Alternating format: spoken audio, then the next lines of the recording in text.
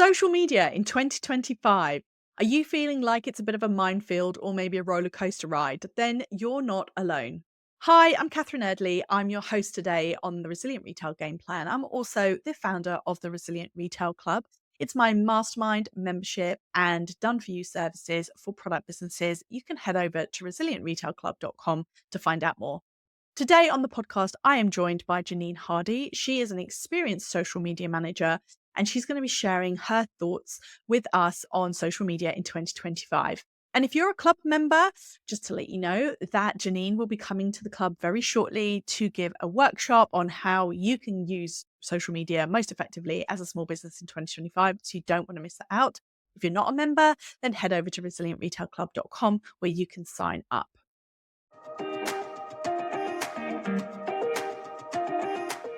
Welcome to the Resilient Retail Game Plan, a podcast for anyone wanting to start, grow, or scale a profitable creative product business with me, Catherine Erdley. The Resilient Retail Game Plan is a podcast dedicated to one thing: breaking down the concepts and tools that I've gathered from 20 years in the retail industry and showing you how you can use them in your business. This is the real nuts and bolts of running a successful product business, broken down in an easy, accessible way. This is not a podcast about learning how to make your business look good. It's the tools and techniques that will make you and your business feel good. Confidently plan, launch, and manage your products, and feel in control of your sales numbers and cash flow to help you build a resilient retail business.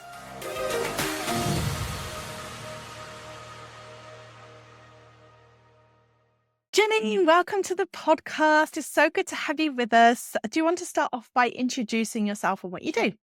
Yeah, sure. Thanks so much, by the way, for inviting me on. It's really exciting. I haven't done very many podcasts, so this is really fun. Yeah, I'm Janine, and my business is Connected and Inspired, and I'm a freelance social media manager, and I really help small businesses. I like to say I help you to have an impactful social media presence, because what that looks like for one business is different to another. Yes, absolutely. And you've always, I'm amazed you've not done more podcasts, because every time you come into the club, which you've done times now, and you're doing again in a week or so, I always get such great response. Everyone really loves hearing from you and hearing what you have to say. So I'm excited to delve into social media with you today. So let's talk about social media trends in 2025. I mean, it's a tough subject because there's so much going on and so much changes so quickly. But when you think about 2025, what are some of the key things you feel like small businesses need to be aware of?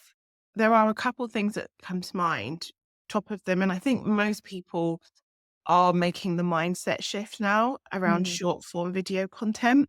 Mm-hmm. So whether that be, Instagram Reels, TikTok, or YouTube Shorts, Mm-hmm. that snackable short form video that, quite annoyingly, dare I say, has us all hooked in a scroll, just being like, oh my gosh. That content is obviously it's a really big draw at the moment, Yeah.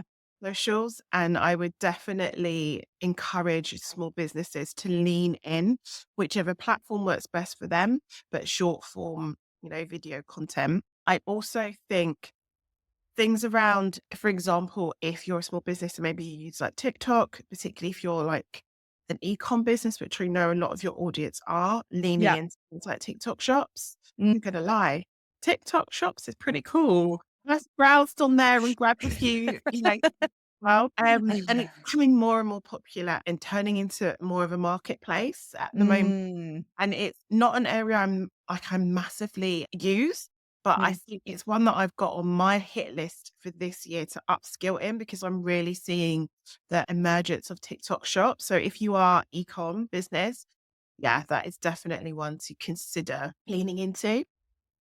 Yeah, that's an interesting one. Do you think, I mean, my sense of TikTok shop is interesting. Depends who you talk to. Some people are like, oh my goodness, I love it. All right, I have to stay away from it because I just buy all this random stuff. Some people worry that it's too, what's the word? Too bargain driven. It's like works really well for those low price point, very impulse purchases. I heard a stat, the average order value on TikTok shop is about £30, which I suppose plays into that. But I do think we've seen a bit of a shift with more types of businesses going on to TikTok shop. So do you feel like it's getting almost like a slightly better reputation or a more normalized reputation as we go along? I think especially Christmas this year, I Mm, think that we are in a time where finances for a lot of families are difficult. So people are looking at alternative ways to get the things they like at good prices. mm, And yes, TikTok Shop does, I guess, have a bit of a reputation for having like things that are very discounted. However, I think that I'm seeing more brands leaning into it and using it, and also collaborating with UGC creators on TikTok mm, to mhm. promote their businesses. So I think the longer it goes on, the more established brands or small businesses that are not necessarily, bargain basement, Yeah, are going to be utilizing it more. But I think if you notice that you have an audience there already, then lean yeah. into it. It would be silly to not have that as an option if you are using TikTok anyway. Mm, If you yeah. don't, one, you can test it out, be an early adopter for your niche, maybe. But I think, yeah, it's worth testing and seeing if it works for you. Yeah, I think, and you made a really good point there about the user generated content, the UGC creators, and that relationship. Because one thing I find very interesting from a broad top level trend with social media is that ad spend, obviously has become, well, it works really, really well for some people. It can be difficult for others. I think there's a slight resistance amongst more business owners that I've spoken to about, do we have to pay for ads? Or is there another way of doing it? And I think that's an interesting model that TikTok Shop has there, where you can have these UGC creators making content for you, and then they've got an affiliate link to your website, but you're only paying if they make a sale. So it's actually a very interesting Hmm. prospect for some people when it's like, okay, well, either I pay a content creator if they make a sale, or I'm paying the same or possibly more to acquire through an ad. So I think that's an interesting point there. Why not try it? It's obviously the risk is sucking your time too much. But yeah, you said if you've got an audience on TikTok, why not try? See if it Exactly. works for you. Exactly that. And I think it's like if you're going down the UGC route, which is going to be massive again this year, it's only going to continue to grow. Hmm. I think as a trend. I think if you are going to be going down that route, you want to look for UGC creators who you think are going to resonate with your audience. When Mm, you're going to use their content on your website for ads, and I think it's about thinking of UGC, for example, it's marketing. Okay. It's just yeah. looking at how you're marketing your business. So you're going to put aside some kind of marketing budget for it. It's going to cost you either way, Hmm. right? Whether you're just sending free products, you're spending money on the product. Or if you're going to maybe pay for a more experienced UGC creator who maybe can give you a better quality video outcome Hmm. or photographic one, probably more video, I would assume these days. But you're either way, there is going to be some level of cost, and you're going to, as a small business, need to budget for that Yeah. accordingly. There are so many UGC creators who accept just products, but obviously, Mm, do you want to be paid a fee? And then you've got those usage rights for however long. You can use them on your website. You can put them in your ad, whether you're doing Facebook, Google Ads, whatever. So I do think there is a space for it. And again, if you're going to go down the route of the UGC creator getting a commission, you hmm. really want ones that have got a really great following, Mm, got good engagement, who have built up a really strong relationship with their audience, who have that like, know, and trust. So if their audience says this candle or this jewelry is phenomenal, then yeah. you know they're going to go and buy it. You want to ask for stats, Yeah. see, right, do your due diligence so that you're not essentially as a small business owner going to be you're not getting a good return on investment or getting, dare I say it, scammed by someone who not as Yeah. or dealing with as much integrity as they should. Yeah. That's great advice. Really good advice. Yeah. And I think, just as a side note, I was talking to somebody who has a fulfillment company. And I think what really fascinated me was that one of the things that they do periodically is they do PR gifting fulfillment for a Cool. big skincare company, Ooh, because when they launch a new product, they send out several hundred wow. to influencers. And I just think, if you're looking at how big businesses are looking at this stuff, they're really leaning into it. Now, I'm not suggesting for most small business owners that you've got the budget to send out hundreds of a product, but it's just interesting to know that's how if you've ever wondered how do big businesses do it with their gifting, like they have so much gifting that they have to have someone send it out for them. It's I thought it was really interesting sort of development in this whole situation. So let's talk a little bit more about the different platforms. Obviously, Mhm. there's been a lot of drama. We've had TikTok, the neo TikTok ban in the US, but how do you feel that people can use the platforms or build basically a sustainable social media presence? Is there such a thing as a sustainable social media presence? Yeah, I do think there is actually. And Mm, I think there are a few things in place there. I think if you want as a business to build that sustainable social media presence, mm, it's about boundaries and being accountable to yourself. That's what it comes down to at its very, at the most granular level. mhm. So boundaries that you're going to say, this is how much I'm going to post. This is what I'm going to do. This is my target, my strategy. Be really clear on that. And then being accountable to yourself and actually showing up and doing the thing you say you're going to do, which I guess in tying it up in a bow is discipline. And how hard is that? I I struggle, and I'm like having to have this voice in the back of my head that said, "Get off of that scroll right now. Yeah, yeah. It Put the phone down and walk away." It's so addictive. It gives you those endorphins of just like being in that scroll, and you can waste so much time. Mhm. So I really do think a lot of it is about the discipline and the strategy that you've got in place. So having a clear social strategy, being Yeah. really clear on who your audience is, the best times to post, the type of content that resonates most with them. Mhm. And then a lot of that does come through testing and trial and error. Yeah. Using like maybe a scheduling tool, then you can look at the insights. They're a bit easier to read. I think sometimes the data and the insights that come from a scheduling tool than from the apps like Instagram or Facebook themselves. Personally, I Mm. just am a little bit easier to read Yeah. on the scheduling tools. Automate using a scheduling tool. Set your bulk content creation days aside where you're going to do a bit of filming and things like that. And don't be scared to repurpose. And also, I know as a product business, you want things to look polished, and there's definitely a place for that. But don't be afraid to, if things look a little bit rough around the edges, but it's okay if it's not the most polished video in the world.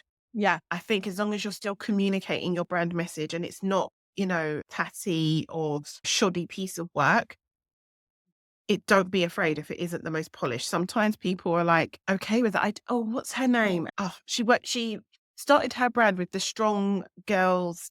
Oh, motherhood. Motherhood That goods. lady, Yeah. yes. And I remember following her when she first started, and her content was not polished. Yeah. She built that community around the brand values. And I Mm. think that's really powerful. But it was just, she'd be like, look at this t-shirt, it's just arrived. And she brought everyone on the story, on the journey. So Yeah. if you've got your new stock coming in, you're going to be looking at it anyway. Get your phone out, just do a little film and build that excitement with your audience. So you're slotting your content creation into your everyday anyway, and it doesn't feel like a massive slog. So Yes. you're making it more sustainable for you because you're Yes.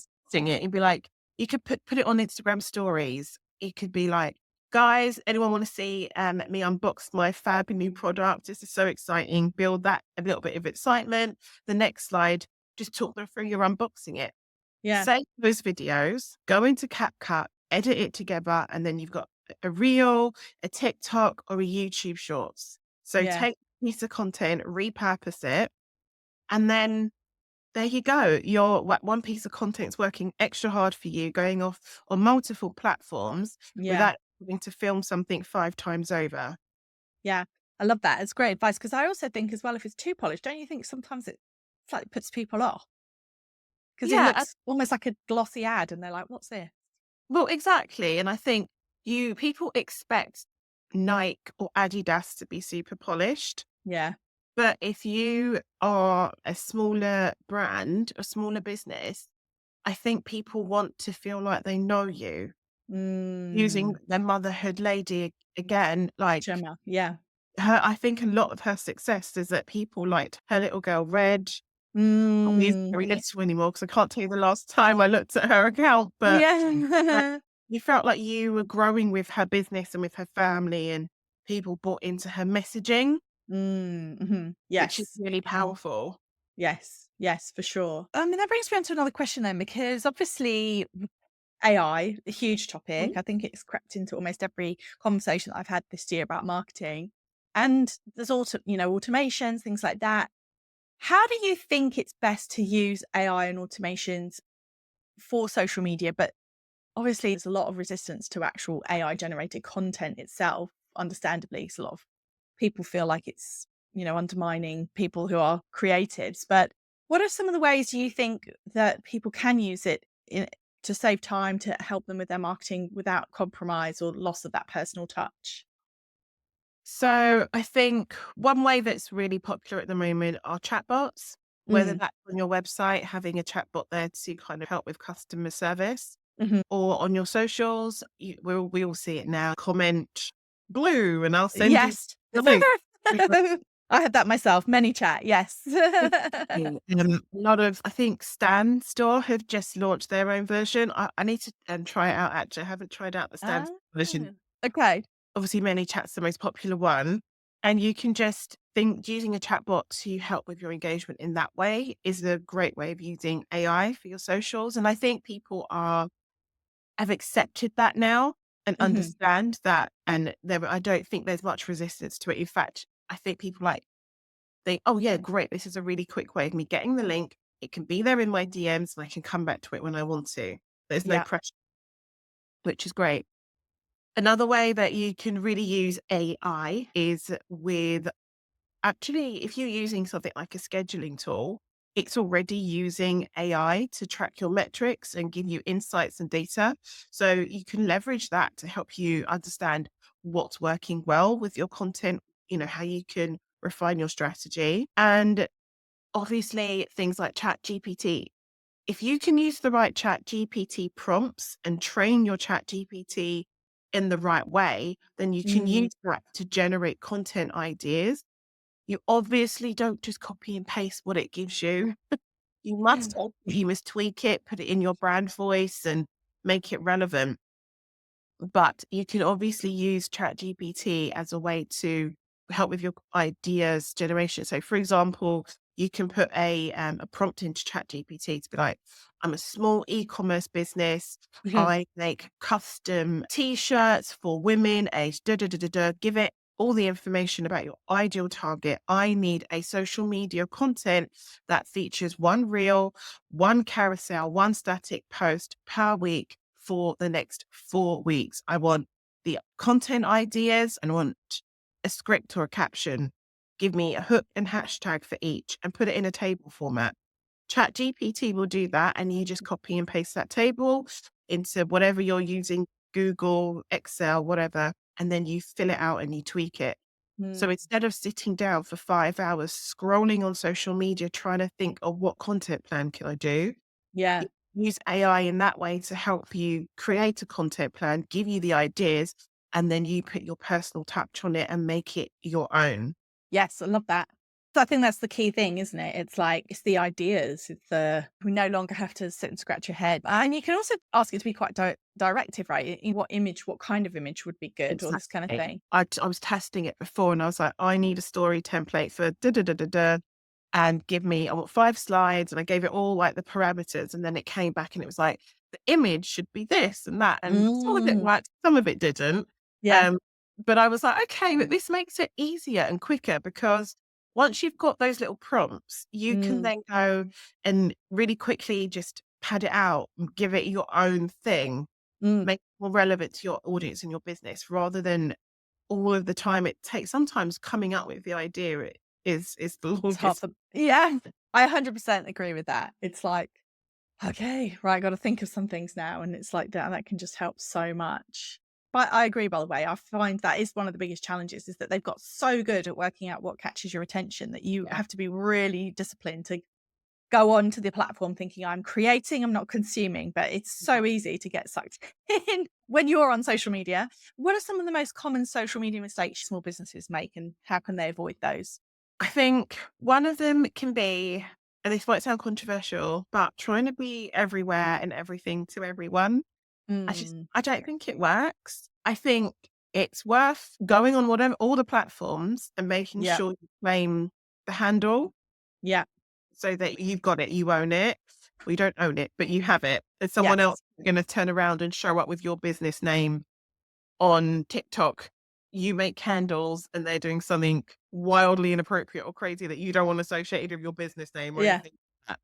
So I think definitely create accounts and get the handles, but you don't bow to the pressure that you have to be on every platform. Chances are, if you're a small business owner, if you have the budget to outsource to a social media manager or a VA to help you with your socials, great. But even then, doing multiple platforms is obviously going to cost you more.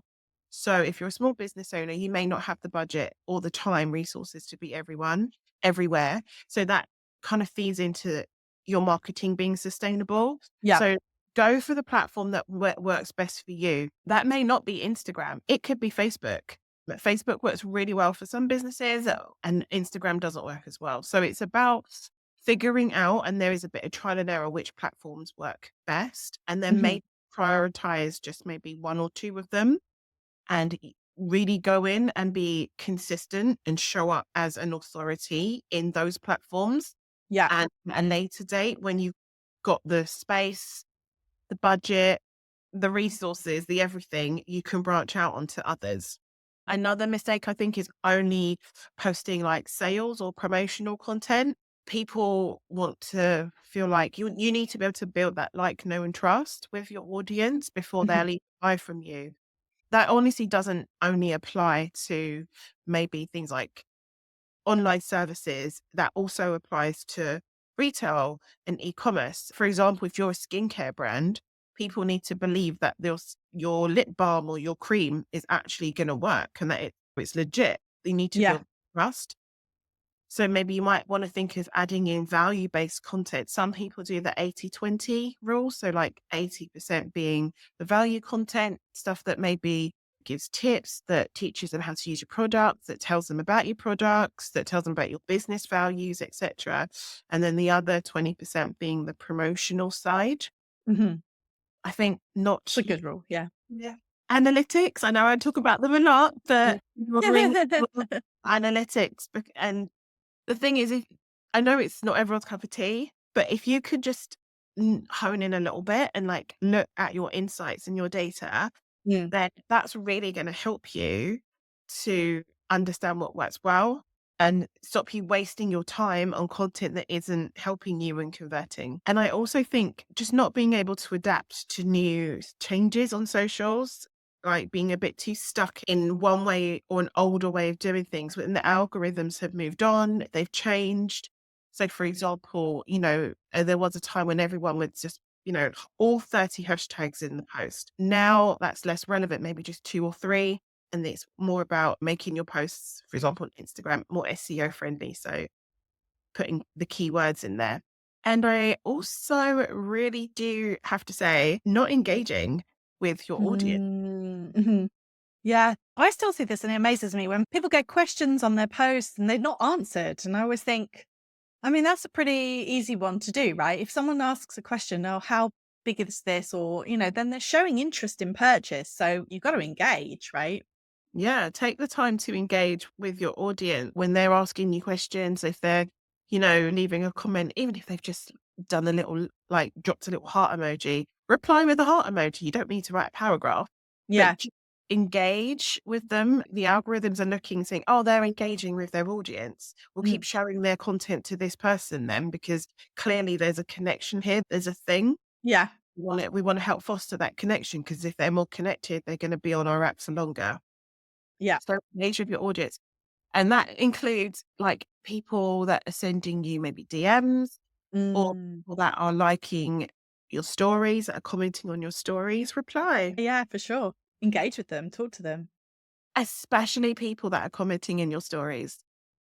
I think you might be tempted to think others can't see that engagement because that Mm. goes to your DM, but it's almost more important because, for example, on Instagram, if it's looking at like a DM conversation, it's telling the algorithms that connection is incredibly valuable, that you're speaking in the DMs. So Mm. you need to show your content more to those people. So Yes. as a small business, if it was me, I would proactively engage with my audience on their Instagram stories, 10 minutes Mm, a day, building connections, particularly on stories, so that we then have a DM chat, which means that when I'm posting my stories, they're going to be at the front of their queue. yeah, yeah, yeah, We yeah. relationship. That's such a good point. Yeah, I think stories, I think it's a really interesting one. I mean, I don't know how you feel about this, but my sense overall with social media, I mean, I guess I should say Instagram in particular, is that there is still obviously opportunity for organic discovery. So people to discover you through Instagram. But actually, a lot of the time, it feels like where it's really valuable now is it's maybe a bit harder to get that organic reach, but there's loads of opportunities for you to strengthen those relationships with the people who are there. So it almost has slightly shifted to more of like a nurture platform where you can build those relationships with people in stories and on your grid, but it's like it's your community platform. I don't know. That's the sense I get. It's absolutely. And I think that's the thing that Instagram wants. As people, we are hardwired, just generally in our psychology, for community, Mm, thrive, and we seek after community in whatever shape or form that takes, whether yeah. it's family, in a church, in a club, on social media. We want community. We want to be with people that are like us. And the algorithms on the platforms know this. So where Mm, they see people with those bonds, they want to help strengthen them because you're going to want to be there more.